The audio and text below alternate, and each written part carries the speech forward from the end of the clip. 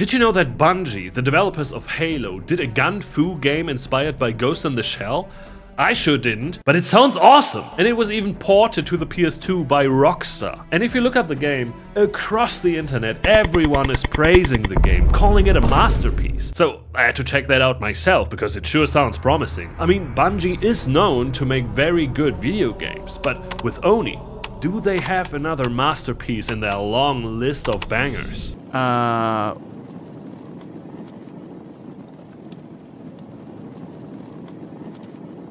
They don't.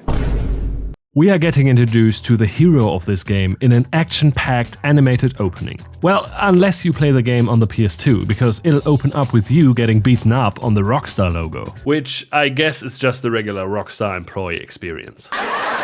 We are playing as Konoko, an agent for the Technology Crimes Task Force, but most commonly referred to as the TCTF. And as you can see by this unhinged smile, Konoko's not okay, but we'll come to that later. After a brief tutorial, we are thrown right into our first mission. We are supposed to check out a warehouse where the so-called syndicate is possibly shuttling contraband. One of our contacts there went dark and now we are supposed to find him and possible evidence to shut the place down. In a cutscene, we see the guy who gave us the briefing over the comms, Commander Griffin, a no-nonsense kinda guy and our boss. He discusses that this mission is supposed to be a trial run for Konoko with a scientist called Kerr, who seems to be some sort of father figure towards our protagonist. Additionally to her performance in this mission, they also seem to keep tabs on her body as Griffin incurs about Konoko's stats from the mission control operator, an android called Shinatama. We'll mainly talk to Shinatama during missions as she'll give us constant updates. Shinatama gives Griffin a whole lot of scientific mumbo-jumbo that we don't understand. Update. Diode latency holding at 27.1. Bioplasmic waveform stable. A class 3 adrenal spike when you gave the order, but nothing else. It sounds like they are monitoring her closely, but for what reason? We don't know yet. And I guess we have to talk about the elephant in the room. What is up with these silly, deviant art-looking portraits? Why did they put them in there? It is completely killing the mood. You can't open up the game with an anime sequence made by a professional animation studio and then use these fan-fiction-ass images throughout the rest of the game. I mean, I guess they wanted to convey emotions visually, since the engine wasn't capable of rendering facial animation. Muro, stop! But still, I'd rather have the emotion solely delivered in the voice acting than with this my first manga drawing looking shit. Unfortunately, there are a whole lot of cutscenes where these portraits are used, and it took me quite a while to ignore them while playing the game, but luckily this is a video game and we can focus on the thing that we'll be doing the majority of the time: gameplay. The gameplay is what makes people sing the highest praise about this game online. Under every Oni video on YouTube, you'll find dozens of comments saying that this is the best game ever. But is it really this good? I'm not gonna lie. My first impression was, this game fucking slaps! It's a deep combat system. There are a ton of moves and so much opportunity for skill expression. You can do punch combos, kick combos, or mix and match them together. Grabs, throws, jump kicks, leg sweepers, one-hit KO grabs when you sneak up to an unsuspecting enemy. You can disarm a guy, you can grab the legs of a fleeing guy. You can do a fucking Jin Kazama charged uppercut. You can do a roundhouse neck snap move that hits other people close by, and so much more. You can do a normal jump. You can jump and then do a little flip at the highest point to gain extra height. You can do cartwheels, you can do somersaults, you can sprint slide. And then there are the guns. There is a pistol, an SMG, a stun gun, a rocket launcher, and the sniper rifle. Mercury bow, my beloved. Charged by a group of guys and you want to tilt the odds in your favor? Just shoot one of them. A big fucking brute with a lot of health comes running at you? Take that health down a notch before engaging in melee fighting. You can do a whole lot in this game, and the subline on the Oni Reddit banner holds true. Easy to learn, hard to master. This game can be fucking fun. But this first impression soon proved to be very wrong. There is also another side to Oni. One that will break you, one that will make you quit, and one that will dance on the graves of your ancestors. But we'll come to that soon enough. Making our way through the warehouse, we encounter a ton of syndicate goons. And then we find our contact. It's Chung. I found him. Dead? Yes, sir. Keep moving. Okay. No need to get fucking emotional, Commander Griffin. We pick up a data pad next to the body and read that our suspicions about this warehouse are true. The Syndicate is indeed smuggling illegal tech through this warehouse to a front company called Musashi Manufacturing. Incoming objective data. Stand by. Whoa, holy shit! We find the warehouse manager who's currently discussing important matters with one of the Syndicate goons. He tells us that the Syndicate is currently loading a shipment into an armored truck in the cargo bay. So that's where we have to go next. There are also other NPCs that we can interact with. Hostages that are happy to see us and give us medkits and ammos as thanks for freeing them. That is, if you know that non-hostile NPCs are a thing in this game. Whoa! Watch out! If you hurt innocent people, then they won't want to help you. To be fair, this was before we met the manager, and at this point, every living human being in this warehouse was out to get me. Even the ones that are not clad in combat armor. And as soon as I entered the room, he went for me, menacingly. He's just standing there, menacingly! Hi there! But then we find the truck, and are suddenly on a timer. Pinocchio, those Syndicate troops are trying to remove evidence from the warehouse. I've scanned the truck and they've almost finished securing their cargo. You've got to find some way to stop it from leaving the building.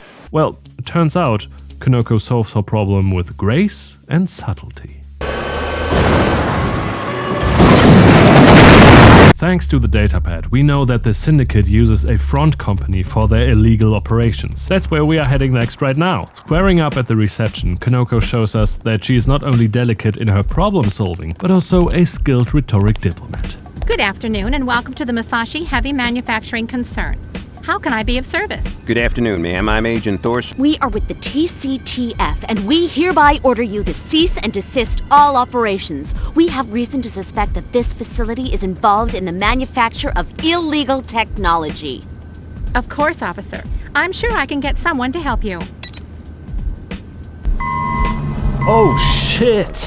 What the? Heads up, we've got company.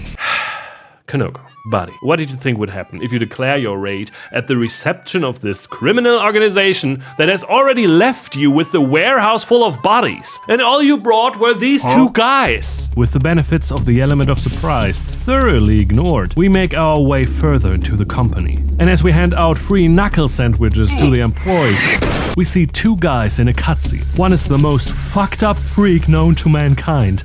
Brother, The other is a cool and edgy and kinda hot main villain called Muro. Wait a minute, didn't I see this hair color before? On our way through the facility, we can interact with a couple of terminals from which we learn that these guys are working on questionable experiments. They inserted human brains into supercomputers. They call it Deadly Brains, and we actually find the head researcher of this illegal technology. The guy's actually pretty chill. Turns out the Syndicate is using this brain, which is basically a rogue AI, as a distraction to keep us occupied while they are raiding a biotech company elsewhere. You were right. Syndicate forces are attacking a research facility 10 minutes from your current position. They activated this highly volatile experiment and now the brain tries to gain access to the outside world. We need to stop it before it can do any damage. This is our first gimmick boss fight. We need to activate 4 terminals without tripping the lasers. After we activate all of the terminals, Shinatama informs us that the brain is actually trying to crash the internet. Oh, it's unleashing a torrent of digital images of itself. Stop it!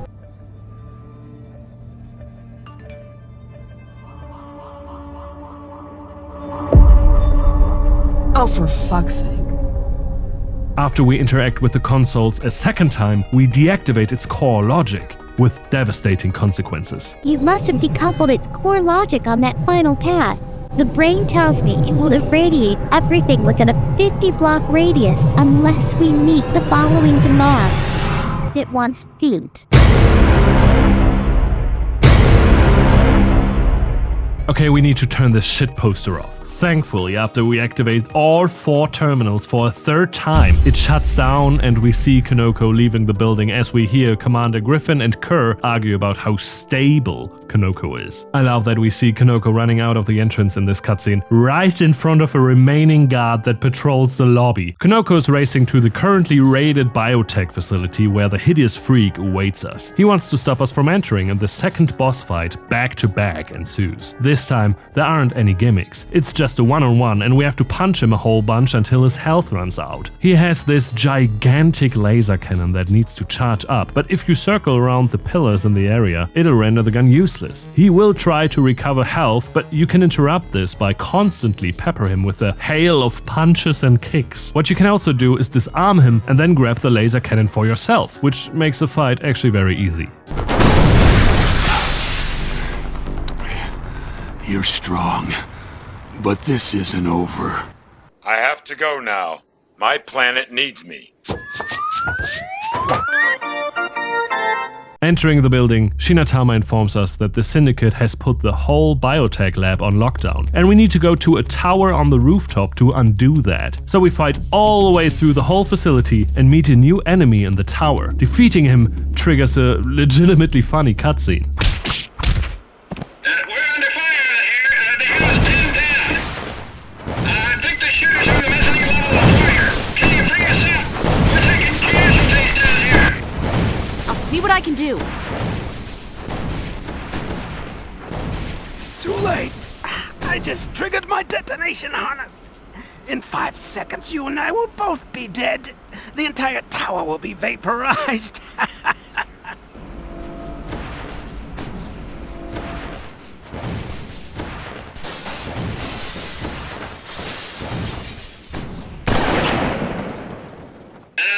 Roger that. The fort is secured. Okay. This cutscene also introduces us to the new Deadman trigger mechanic of these types of enemies. After defeating them, they will explode with a 3-second timer, but the range of the explosion is very badly visualized and you'll die even though it looked like you're out of range. Oh shit, he is! Oh come, holy shit! What the fuck is with the range? Also, the explosion sound is the same as the sniper rifle in Halo.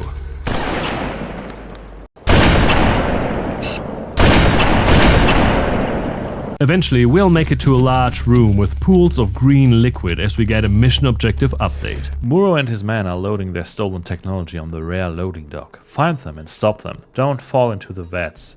Okay, okay. Don't fall into the green goo. I gotcha. Ah! Oh, let me guess, I have to do the whole room again.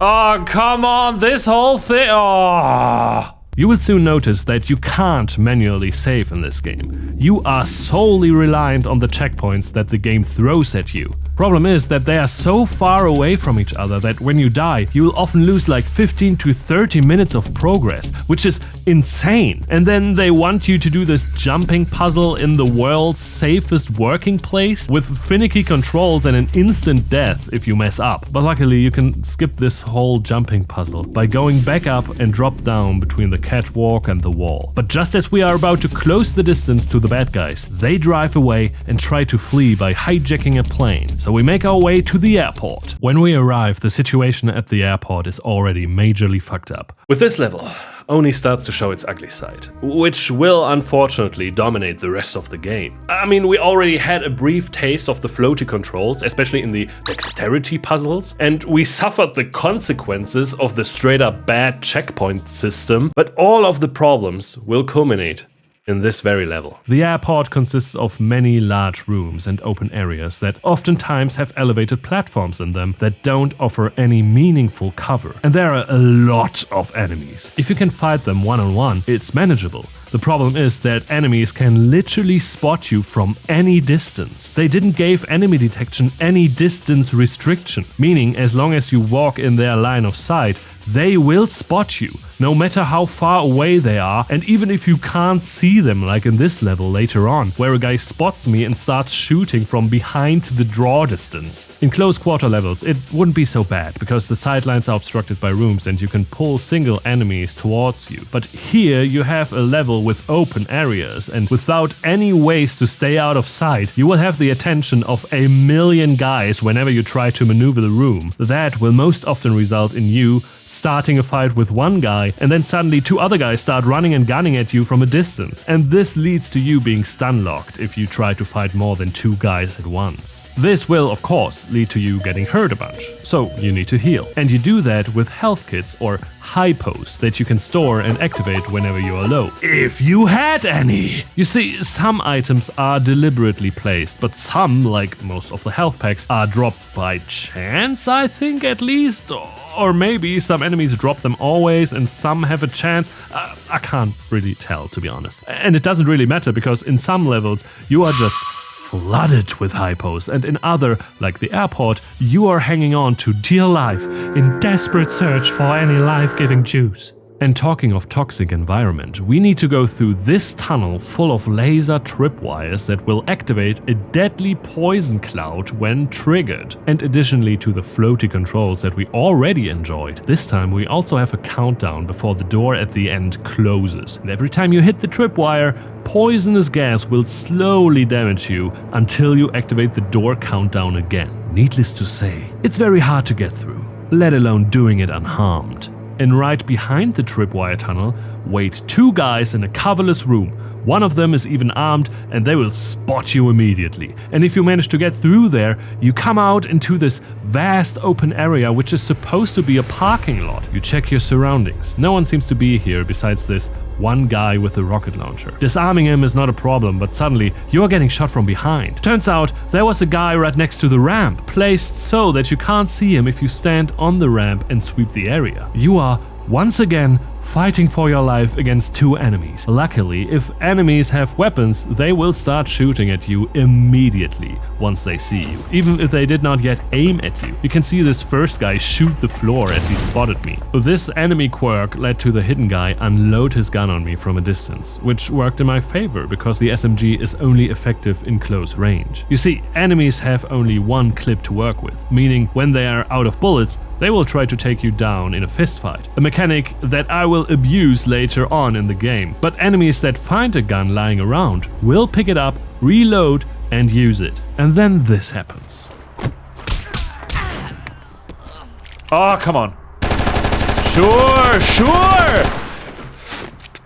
What the fuck? Oh, this guy. Okay, I was about to take a break, but look at what fucking place, of all fucking places, it spawned me in back before we finished this shitty ass fucking ass trap. Why? Why not give me something that I can accomplish here? Hello? Oh. This is how the game treats you. You need to do the shittiest puzzle rooms, enemies after enemies, all armed and eagle-eyed, no health. Then they intentionally hide enemies in the level as a trap. And when you unavoidably die, it sets you right back to do it all again. This is only at its worst. All its shortcomings gloriously on display. Unfortunately, this will not be the last level that brings you to the edge of a mental breakdown. In fact, we're not even done with this level. At some point, I managed to fight off this one tough guy and come out of this fight with just a sliver of health. And then 2 other guys rush me and I even managed to survive that. As you can see, they are both dead. And then the game saved. Okay.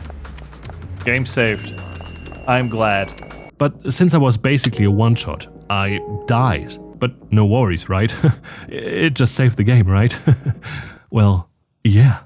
You spawn back in and you are greeted by the 2 guys that you killed before the game saved. One is immediately rushing you and the other is making a beeline to an alarm button. And he even started running before you were able to control your character. But don't worry, the game may not have remembered to keep the guys dead that you pretty clearly killed before the game was saved, but at least it remembered that you were almost dead. So have fun trying to stop this guy from calling reinforcements. Have fun dying over and over again because you can't take more than one hit. And, most importantly, get used to being treated this way.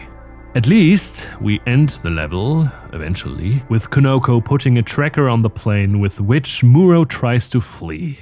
But then, in the mission complete screen, it shows that it's not working. So this whole goose chase that stretched over 3 whole levels was for nothing. No time to grieve because the Syndicate is attacking the TCTF headquarters. They completely overrun the building and we have to stop them. Now you might think, how did they manage to get into the headquarters of their enemy? What big brain plan did they have to pull this off? Well, they attacked at night because there are less people working at the HQ at night. That's it. That's the plan. This is big brain time. The building is flooded with Syndicate goons. Fighting ensues on all levels. We are here to clear them out and to rescue anyone still inside the HQ. Because enemies will attack civilians, like these 3 guys here. Thanks for the help. But suddenly I was faced with an incredible amount of enemies. What the fuck? Holy fuck, who the fuck are you? Whoa, whoa, whoa, whoa, whoa. What the fuck? But I had an idea. I ran back to the room with the rescued civilians and sure enough, some enemies started to attack the helpless TCTF personnel instead of me, and I was able to bring the odds in my favor. At a price, though. But I was forced to do it, okay? At least that's what I'm going to say when they court-martial me. Talking about offenses against the Geneva Convention, we are introduced to a new weapon, the sniper rifle called Mercury Bow. And this baby is a beaut! It one-shots any shieldless goon from any distance. Easily my favorite weapon in the game. Used in the right situation, it will make your life easier. But be aware that you are not the only one to wield this gun.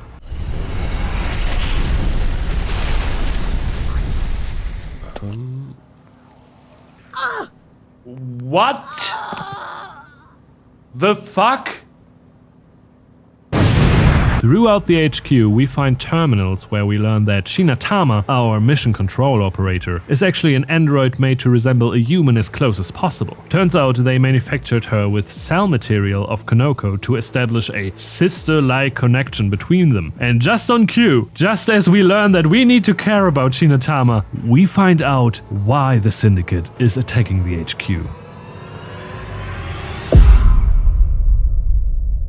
Yoink! We follow them to the roof where we just catch a last glance at Shinatama as the helicopter flies away. But we can't follow them just yet. You again. You can't escape me. We have a rematch at our hands. This boss fight is exactly like the first time we fight this freak, only that we don't have any cover to hide behind. But we can use the edges of the house to our advantage. Is what I would say and blatantly lie. I guess we have to do this the old-fashioned way. Yes! Oh, what the fuck? Don't worry, Shinatama. I'm on my way. As Konoko scans the area, we see that she had another argument with Griffin, her superior. She wants to rescue Shinatama, but he says that she is too emotionally involved and that she is losing control of herself. She goes anyway and follows the bad guys to an atmosphere conversion center, basically an air purifier but for a whole city. And this shit is the most dangerous workplace ever. This place is basically just a bunch of floating platforms many meters above the ground. No handrail inside, and even the power supply for the whole facility consists of a bunch of gigantic uninsulated power cords that just beg for people to trip and get disintegrated.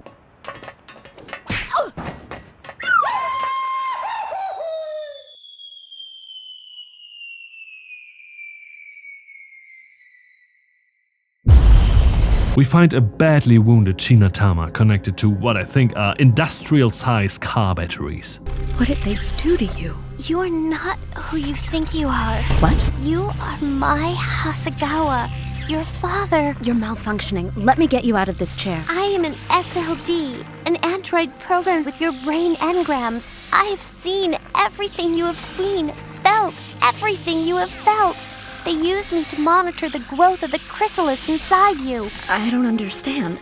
Same. The scene jumps to Griffin, who is noticing that Konoko's parameters are rising uncontrollably. And before he loses her to I don't know what, because they still didn't tell us what the fuck is going on with Konoko, he orders Shinatama to self-destruct to kill them both. Shinatama, what's wrong? I have just received a coded self-destruct transmission from TCTF Command. I can't stop the sequence, but I can slow it down. We have 30 seconds to run until Shinatama explodes. 1. We try to escape the facility, but there is no escape. We get stuck in a particular room. It turns out, in a genius move, the developers of this game designed this level in such a way that you can really feel the hopelessness and futility of it all. But mostly, you'll feel anger and teeth-grinding frustration. No, I wanted to flee! No. Oh, I'm alive. Oh, of course, he has a fucking weapon! You see, there's this gigantic hall with a walkway that spirals up to the rooftop. A huge ton of enemies at every level, and they have just the best view to spot you from any angle in this room, because you start at the very bottom. And they come running as soon as they see you, which, as it turns out, is always. And I gotta tell you, the devs took care of everything. No health or useful cover to dilute this fun experience. Half of the enemies have guns, some of them stun guns even, which are especially fun because you basically don't have to play the game anymore. And the best part is that it feels really rewarding when you eventually find the only strategy to get through this level. I'm just gonna run. Which is running as fast as you can, dodge everything and everyone, and just run in circles at the highest level until the expertly crafted AI of the enemies makes them jump over the edge to fall to their death. Which is actually a suggestion to the player that sounds more and more enticing the longer you play the game. I have her. The host survived. Oh, that's it then. You could have given her a chance. I gave you both a chance, Doctor. That was my mistake. All units, Konoko has gone rogue. She is a Class B threat, and this is a Code Red situation. Take her in, or take her down. Use any means necessary. We are now a rogue agent. We are to be shot on sight by TCTF agents, our former friends and colleagues. In an actually nice touch, the NPCs walking around are now reacting differently towards us. Previously, they were happy to see us, greeting us and gave us items. Now they cower in fear, pissing themselves, expecting us to slaughter them. Don't kill me, I'm just a In the last moments of Shinatama before she died of natural causes, she spilled the beans about Konoko. She said that our actual name is Mai Hasegawa, not Konoko. We seem to have a life before we were Konoko, but we can't remember that. Naturally, our protagonist, who we are still keep calling Konoko, wants to know more about this. And we arrive at a place where records of every citizen are being kept, the Regional State Building. Hold on a minute. Yeah. Guess it was nothing. I mean, we are probably a super soldier. It may have not been clearly communicated to us, but by context clues alone, we can assume that we were part of some sort of experiment that made us super strong. We have nothing to fear. Unless it's a data-stealing hacker ninja in a suit that looks like the alien from the movie Alien that burns all the information we seek on a CD. But it's so specific. It can't be a real...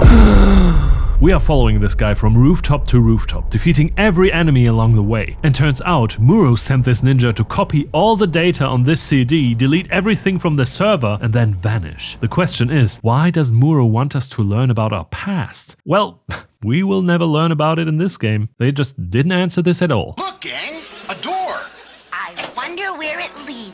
We'll never know. What's more important is the boss fight that ensues when we finally corner the ninja. With his back against the wall, he tries to taunt us, saying that he and Konoko are one and the same, a killing machine that thrives in their bloody handiwork. He wants us to give in to this urge to kill. Surrender to it. Let the bliss of oblivion free you of all your doubts and fears. This boss fights with a looping strategy. He starts by going invisible. And lucky us that he didn't do this before when he was running away from us, because man, it would have been a real pain in the ass finding an invisible guy, huh? But I guess he kind of forgot about it. I have it. Let's move. And after his vanishing act, he runs up to us, punches us a few times, and then teleports away. And that's when we can do damage to him as well. He will then launch an incredibly slow but somehow still unavoidable homing ninja missile. In a very nice touch, this is actually an historically accurate reference to the weaponry real ninjas used in feudal Japan. In the Edo period, I believe. After we punch him enough times, he falls to the ground and the CD comically rolls out from underneath him. And then, because it's a game from the year 2000, Konoko ponders the words of the ninja as he lies there, still alive and visibly shaking. But of course, our heroine Konoko comes to the conclusion that she is nothing like him. And to prove that she is still a good guy, she walks up to the unconscious man. What am I becoming? Are we the same? No. I have nothing in common with him. Holy shit. Nothing. What the fuck? Okay, Konoko, I'm so glad you didn't become a cold-blooded killing machine. No rules, no boundaries. He doesn't flinch at torture, human trafficking, or genocide. With the data recovered, we find Konoko in the lab of her father, Dr. Hasegawa, a fact that we just have to take for granted because they never tell us about how she found it or anything. We see her slotting in the CD into her laptop, an act that just screams cyberpunk to me.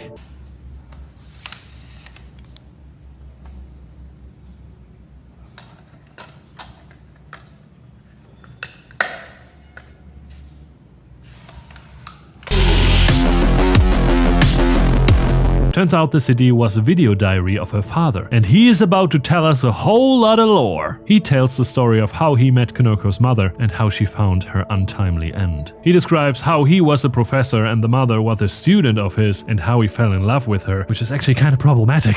We don't see it in the game, but apparently the climate is rapidly going downhill in this world, and there are even zones that are straight up hazardous to just walk into, poisonous gases wafting all around. But the government is trying to cover this up by labeling these zones wildlife preservation areas, and they put up fences and make it illegal to go there. But that didn't stop the parents of a little baby to go explore what the government is hiding, and they went into the wilderness. The mother promptly scratched her leg and it fucking exploded. This lore dump is the single most important world building act of the whole game. So the main takeaway of this is the world outside the cities is hazardous. You can't live there anymore, the air is poisonous. And can we talk about the part where we are meant to believe that Konoko's father voice logs a whole ass story about how he lost his wife, but completely forgets to mention that they have a kid together that he now has to raise alone? Konoko, or Mai, I guess, isn't mentioned once. Also, I guess they didn't review the script for the voice actor, so he just read an error into the final product. Jamie was an activist.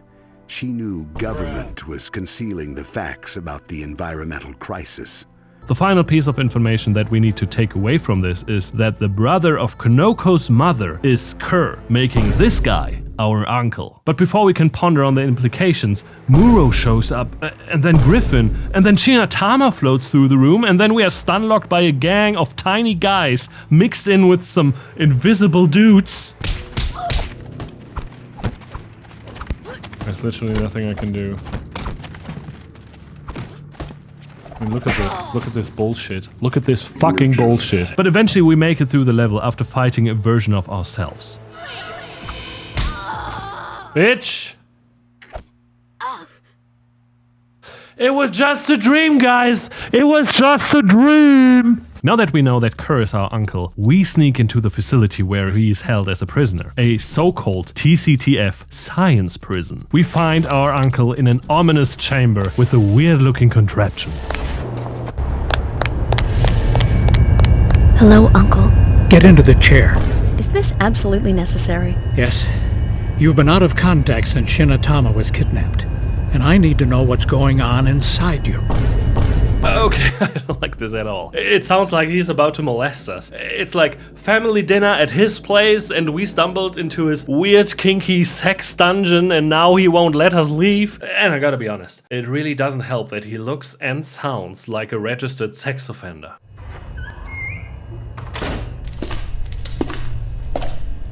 Get into the chair. I need to know what's going on inside you. Now Now, this may sting a bit.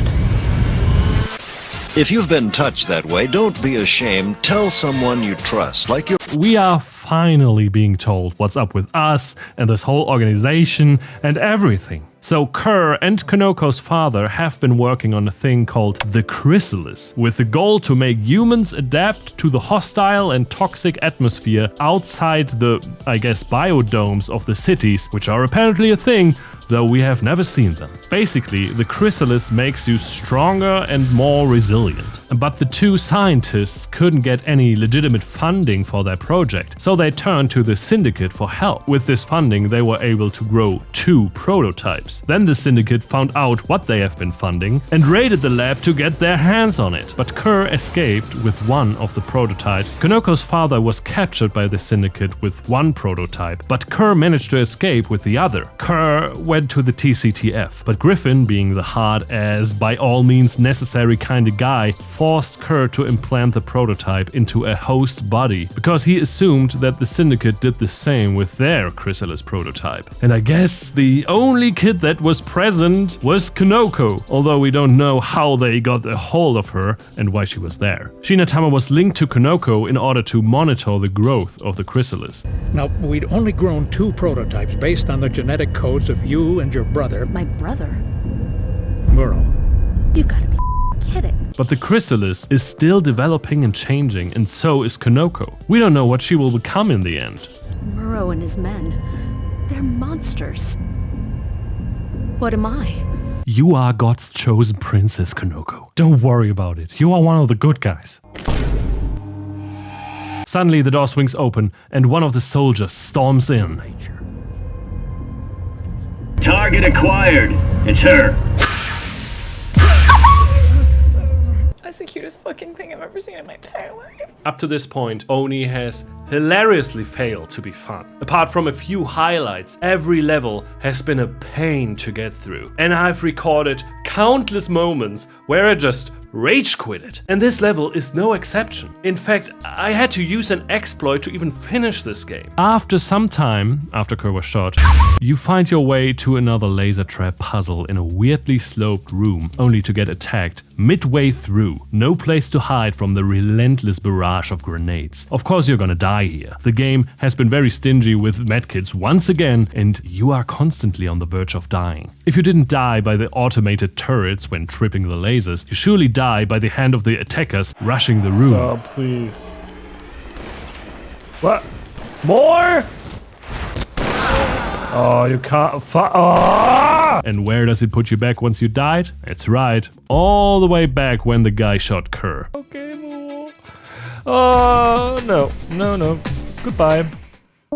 I died a lot. I cried a lot. But then, by mistake, I noticed that you can exploit the game. Heavily, in fact. Since the auto turrets are based on the Mercury Bow sniper rifle, they need to recharge after each shot. Also, since the auto turrets adhere to the basic enemy AI, they immediately start shooting even if they are not aimed at you properly. That means, if you sprint as fast as you can to the middle of the room and into their blind spot, they will only shoot once at you and they will miss. Then, since you know that there will be guys rushing in, you can sprint back and take aim at the unarmored enemy and deal with the armored one later. This game is not meant to be conquered first try. It oftentimes relies on the player knowing what to expect and how to react after the fact. With an extreme amount of willpower and patience, we eventually managed to reach the acid vats for biomass disposal and escape due to the chrysalis protecting us from the acid. Our pursuers declare us dead, as they say that no one can survive a jump into the pool of acid. 3 pools of acid with no handrailing around any of them, mind you, so they know what they are talking about. They have seen countless co-workers tripping and falling into the vats only to slowly dissolve. Hello, how are you? I am under the water. But Konoko didn't die, and now that we know that Griffin is surprisingly the cold-blooded asshole he never tried to hide, we're gonna pay him a visit in his office. I want some answers, and I want them now. I'm sorry. I can't help you now. No one can. What the fuck? What the fuck? Well, we didn't get our answer, so we need to search the whole TCTF headquarters to find Griffin and his elevator-ass office. The devs were actually self-aware of this goofy shit. You can find a terminal where the budget guy of the TCTF complains that they don't have enough money for all their expenses because Griffin requested his elevator office and also a special security vault, basically a safe room. He basically says, we need to cut back on some security for the vault, but I guess that's alright because surely nobody will make it to the vault, right? Anyway, inside the security vault, we meet Griffin. You can't escape me. You saw to that. You're a f***. But here's another ace up his sleeve. Shinatama was in constant contact with you through every stage of your development. Holy shit. No one knows you better. I have wired her to the control system of this assault pod. You haven't got a chance. You never did. All systems armed and active. What the fuck? Shinatama. And another laser trap boss fight begins, just like the first one. We need to dodge the lasers and activate each of the 4 terminals across the room. And we have to do this 3 times in a row. This is what the terminal spoke of. Griffin ordered to retrofit the vault with the remains of Shinatama to work as a bargaining chip because he knew Konoko would come after him. But by activating all of the terminals 100 fucking times, we have flooded zombie Shinatama with conflicting input. And I guess this input were memories, if I can be so bold and interpret the image of normal Shinatama popping up on the terminals after we messed with them. After we are done, Shinatama leaves her pillar thing and walks towards Griffin in a scene that can only be described as genuinely terrifying. Holy shit, what the fuck? Emergency override, Griffin Alpha Zero. As a last act of free will, she slowly creeps towards him. Griffin, noticing that Shinatama stopped listening to his commands, pulls out a Glock and cuts her down with a single shot. But this gave Konoko enough time to It's Nothing Personal Kid no Jutsu behind Griffin, who promptly gets disarmed by her. Gotcha. This is a bad idea. Put the gun down. I'm a rogue agent, haven't you heard? Very dangerous. I'm exactly what you wanted me to be. So, how does this end? For you, badly. That's your call. You can pull the trigger or you can walk away. It's up to you. And in a surprising twist, the game suddenly gives you a decision to make. Do you gonna shoot him or not? I decided to walk away. For now. This will have consequences in the last level of this game. Which comes now! And what a level it is, oh boy. We see Konoko dropping from the sky like a meteor. We just landed in the secret hideout of the Syndicate to stop Muro's plans to take over the world. A plan which we get to know in this very last level. Soon enough, I guess. Thankfully, we got all the answers we were looking for from Griffin. Right, guys? Don't worry, the game forgot about that as well. Talking of good game design, the start of this level is just one single open area with sniper towers that will spot you from beyond the draw distance, and so will every other enemy patrolling the area. But if you look behind the crates right next to your landing spot, you will find an invisibility cloak. And if you know where to go because you died a whole lot, I mean explored the level, you can run right into the hideout and skip this whole area. This is actually the only way to leave this horrible first part. Don't get me wrong, the rest is not better, but manageable. It consists of the trademark open sightline design we all came to love, where even indoors enemies can spot you from miles away and come running as soon as they do, which is always. So we have to be super sneaky. As we carefully make our way through the hideout unseen, we find out what Muro is planning, and most importantly, what we are trying to stop. Why are we here? Muro is planning to reverse every city air filter in the world so that they pump toxic air into the cities instead of keeping it out. But why? He wants to force people to buy a chrysalis off of him, either pay what he demands and get immune, or die in the poisonous atmosphere. So that's why we saw the Syndicate raiding the Atmospheric Conversion Center earlier. And Muro saw it necessary to give his project a fancy name. Sturmänderung, which I guess is supposed to be Sturmänderung and can be literally translated from German into storm changing, I guess? No one who speaks German could be an evil man. There's too many stations. They can never be disarmed before Muro activates them. Konoko informs us that we can't disarm all of the air filter centers because there are so many and it would take too long. But what we can do is hack into the system with which the filters are being controlled and send an overload command to them all instead of whatever Muro wanted to send. We may destroy the air filters, but at least the toxic fumes will waft into the city slowly instead of being sucked in fast. After overwriting Muro's command, we ride an elevator with the satellite dish up to the rooftop, where the signal gets sent. And man, radio signals sure are way more violent in the future.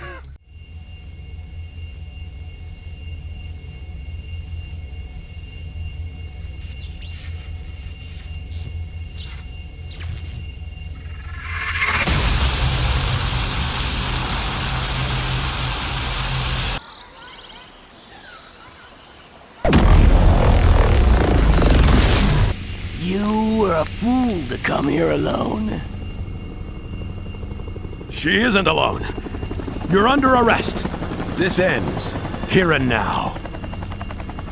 This is the final showdown of the game. Here is where our decision of the last level comes into play. If we spared Griffin, he shows up with a bunch of TCTF guys and fights alongside us, evening out the numbers.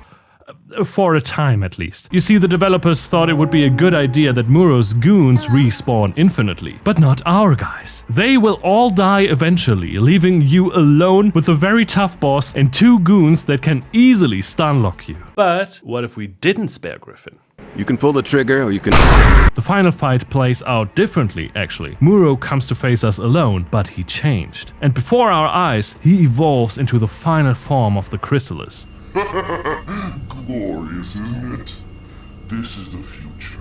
He is now taller, spikier, glowier, and most importantly, he is not surrounded by his goons, which makes this fight easier, in my opinion. After we defeat him in either timeline, an animated cutscene plays. When I blew the processors, I bought us some time, but at a horrible cost. The dead and the dying now line the streets, but it's impossible to deny the problem any longer. My father's work may prove to be the salvation of the afflicted after all. Mankind as we knew it is doomed. The chrysalis will change us all. Let's hope it's for the better.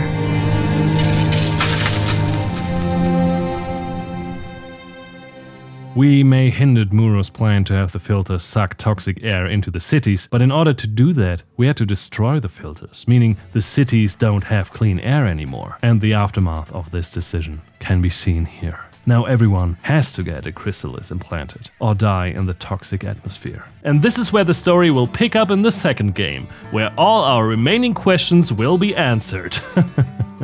Right? Right, guys?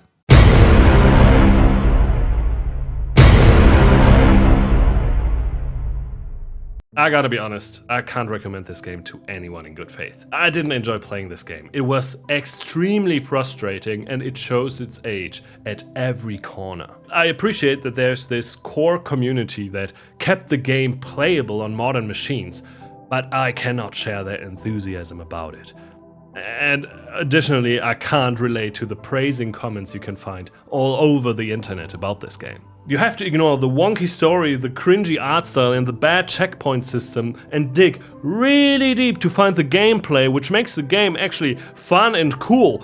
Sometimes. But it's most of the time self-sabotaged by the level design and other decisions like the unlimited enemy detection range. I think this is one of those games that truly needs to be experienced within its historical context to be fully appreciated. To understand its significance, you would need to consider the gaming landscape at the time. What games came before it, what games were released alongside it, and how it influenced the games that would follow. But coming to this game years later without this context makes it very hard to overlook its shortcomings and fully appreciate what made it special back then. Experiencing it so much later, the magic was unfortunately lost on me. But you can still experience the magic of this video. It's incredibly funny. Please, I need views.